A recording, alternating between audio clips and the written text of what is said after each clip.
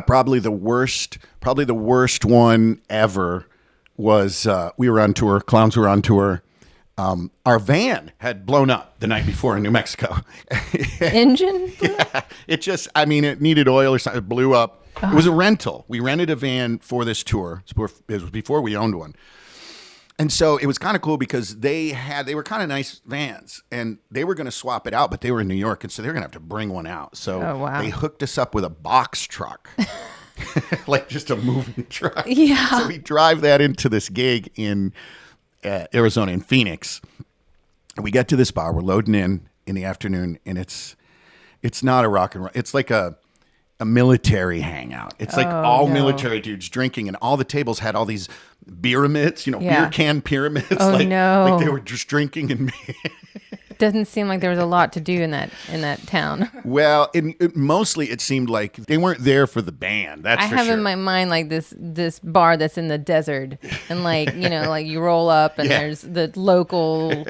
Yeah, a little bit like the Blues Brothers. Yeah. Kind of vibe. Yeah, we're the Clowns for Progress. So, anyways, the place was packed. Before we go on, I go to the bass player, our bass player, Nutley LaRue, who was kind of a mild-mannered guy.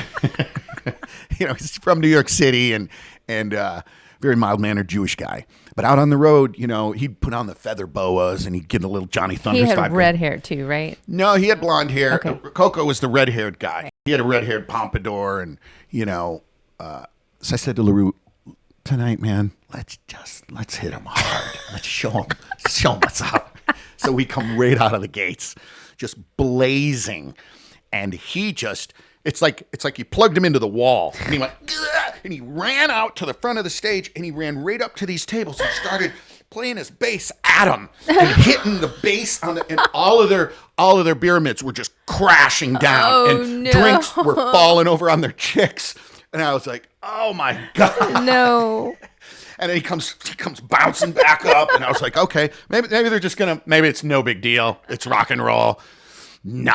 Within 5-10 seconds, beer bottles are just whizzing, just smashing on the cement wall behind us. And I just looked at everyone. I was like, we ain't stopping. We ain't stopping. And we just kept going. And I was like, at any moment, it's happening. I'm just going to get one right in the head. But did anybody get hit? No, luckily. A lot of glass everywhere. But, in between songs, they would be like, and I would be like, what are they about? And we'd just go into the next one. I was like, maybe they're going to get over it. They never got over it. Bouncers had to come out and grab some of these guys and take them outside because they would just kick them out. And then at the end of the night, we go out in our box van. All the tires are slashed. Oh, great. Welcome to Phoenix.